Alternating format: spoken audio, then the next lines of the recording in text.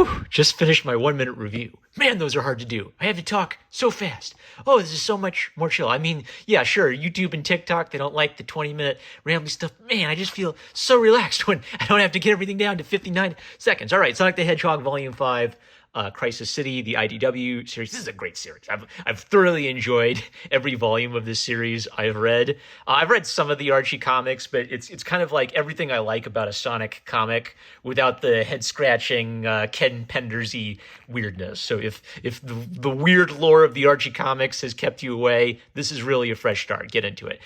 So Crisis City Volume 5 is continuing the arc started in Volume 4, a zombie arc with Sonic the Hedgehog characters. So the neat thing about this volume is every episode is basically a guest star appearance. So if you really like, Vector, Espio, and Charmy, Team Chaotix, they get a episode where they have a moment in the sun and they come off as pretty cool. But Sonic is consistently used throughout the series, and so you get both, right? The Sonic fans get their Sonic fix. The expanded cast get they get their moment in the sun. So one neat thing is while doing a zombie story. It's sort of like this is a Saturday morning cartoon for mature kids. You know that Sonic and the gang are going to find the cure and they're going to save everybody. No one will die in the massive zombie attack. Yet the emotional beats are solid. The emotional beats of an adult zombie story. So like a regular person gets infected. She even has like an emotional breakdown as she realizes she's about to be infected and they're going to leave her behind. Vector does the hard thing and leaves her behind. Like he's not crushing her. He's putting the cars around her to cage her in so they can come back and save her later. Charmy then gets upset. It's like, oh, you're leaving her behind. That's mean. And so he, like an idiot kid, goes back to get her and finds her infected, right? So that's kind of like a classic trope from a good zombie movie. Do you risk everyone to save one person, or do you do the hard thing and leave them behind to save the people you can? So, and Vector comes off as kind of like a consistent, you can tell like every woman just, their hearts flutter at the sight of Vector. So I got a kick out of that. So for Sonic, the neat twist is he's been infected, but if he runs at top speed, he can contain the infection. So this guy, the infection. So this guy who, he's got to go fast. He's really impatient and always tapping his foot. He's been forced into a situation where he can literally never stop moving.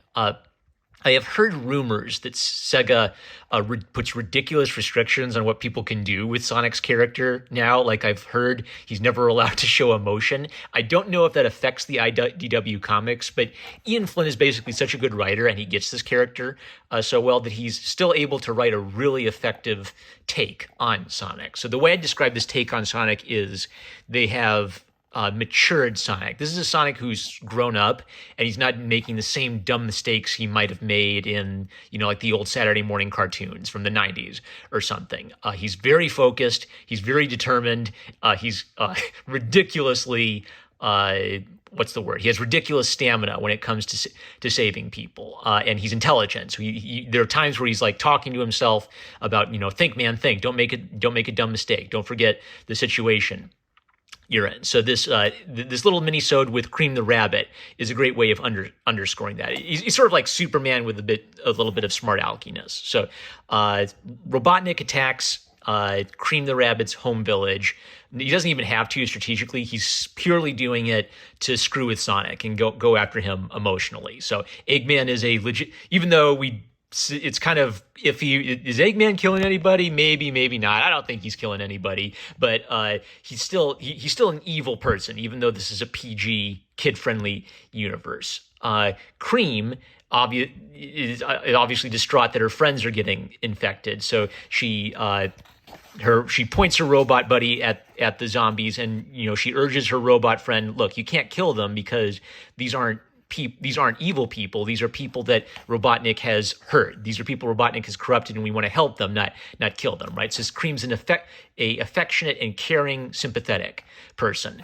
What she realizes is when she opened the door to go talk to her friend, her mom was attacked, and her little buddy Cheese, their little chow pets, essentially get converted by the zombies. And Cream reacts to this like you would if your friend got turned into a zombie, right? Like she's crying. Sonic shows up and basically kind of like confident, using his confidence, he kind of like urges her to be strong and be brave and get her mom out of there. And, Cream gets herself together and flies off, and Sonic thinks that kid's going to grow up and to be someone amazing. So even though Cream's a little kid, I think some characters actually ask Sonic, how come you let that little kid hang out with you? Well, it's because he sees that she has common sense, she has courage, and she has compassion for people. So the fact that Sonic is a mature character now, whoops, there we go. All right, so what's happening is Sonic's maturity is being contrasted with the little kid characters, where it's his maturity that's kind of like calling them to become the best version of themselves, or the best hero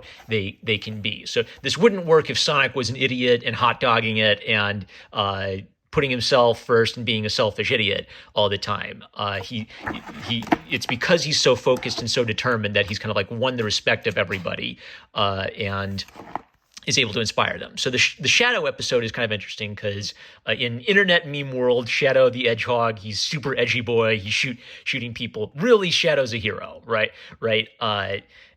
Maybe with a dark and twisted past. So their take on Shadow is he's a loner, he's a bit of an overconfident jerk, and he disagrees with Sonic. He thinks Sonic is overly idealistic and naive. And in this story, Shadow actually has a point. So Eggman bumped his head and lost his memories. Shadow wanted to destroy Eggman, which is code for killing Eggman. And Sonic said, no, he's reformed himself. Let's give him another chance at life. And then, of course, someone restores Eggman's memories and he goes on the rampage again. So Shadow is ticked at Sonic. If you'd listened to me and we'd killed Eggman, we wouldn't be in this fix right now. So that's basically posing a moral problem to Sonic. Was I too merciful? Was I too good? Should I have been harsher on Eggman? But it's also a setup for Shadow's fall. So Shadow's sick and tired of Sonic. He's sick of hearing his advice. So when Sonic basically says, if you get infected, run it off like I do, Shadow brushes him off. I don't run, I win. So he doesn't believe that he is the ultimate life form, could possibly be infected by this thing. So the setup is he fights them, he's kicking butt, but one of them gets him. He's too much in disbelief at first to think that he could actually be infected by this, and so of course they get him. Shadow the Hedgehog is converted. I think he kind of went out like a punk a little bit. I think they should have given Shadow a little bit more of a heroic way of going out. But of course, it's the setup for Sonic getting to fight a zombie Shadow the Hedgehog. So that's fan service. So we'll let that one slide. So when Sonic runs off his infection, he takes a moment to kind of realize, man, this is taking a toll on me. And he also wonders, did I do the wrong thing? And after he kind of like talks to himself a little bit, he concludes, it wasn't wrong of me to give Eggman a chance at reform. How was I to know that some crazy evil person would come out of the woodwork and, zap Eggman and make him evil again, right? So it's sort of like Sonic and Shadow are having a moral debate about when do you give Eggman the chair versus when do you give Eggman a second chance? It's sort of the fact that Eggman doesn't kill anybody in this universe is sort of what's helping making this work. Because if Eggman was running around just shooting these cute little animals in the head, then Shadow would be 100% right. But the fact that maybe Eggman hasn't killed anybody, that makes him a little bit more redeemable and makes the debate between them a little bit more believable. So of course Shadow's evil. So Sonic versus Shadow fighting. When Sonic gets to the headquarters, Amy's completely overwhelmed trying to maintain this chaos. And of course, Tails gets a bright idea for how he can get a supercomputer to analyze Sonic's biorhythms or whatever and see if they can find a cure. So Tails the genius is going to find a cure. Oh yeah, Omega shows up and he gets some comedic moments for how overdetermined he is to destroy everything Eggman related. And then Dr. Starling. Let's talk about Dr. Starling a bit. So Dr. Starling is like this little duck starling thing. He's the one who found Eggman, the reformed Dr. Eggman, and turned him evil again. So what I was kind of worried about with Dr. Starling is he looked a little bit too much like a DeviantArt OC. Oh, it's like an animal character who's an evil roboticist, like Eggman. But what the neat thing they've done with him is they've clearly established that in the pecking order, Eggman is on top and Dr. Starling is underneath Eggman. And Eggman doesn't like it when Dr. Starling questions him. So it's not like Dr. Starling is this ultra competent Mary Sue who's smarter than Eggman. But he is, as an underling, kind of conspiring and coming to the conclusion that Eggman's problem is he comes up with these grand schemes, but he doesn't consider contingencies. It's sort of like Eggman just likes fighting Sonic and doesn't actually care about winning enough to prepare for any different outcomes. So Starling's conspiring, and his plan is, I'm going to get the guys from Sonic Lost World because they have magic powers that let them control robots. So if we use them, we can control these robot zombies. So this is great stuff. So they know all the lore of the games. They think about the powers these characters have, and so that means when they bring them in, they have a way that they're going to use, the writer Ian Flynn has a way he's going to use these characters that logically adds to the story. So it's not just bringing in the Lost World characters for the sake of bringing in the Lost World characters, but it's noticing a specific detail about them and then introducing them into a situation where they control robots. This will help change the logical situation of the zombie fight. Great stuff. So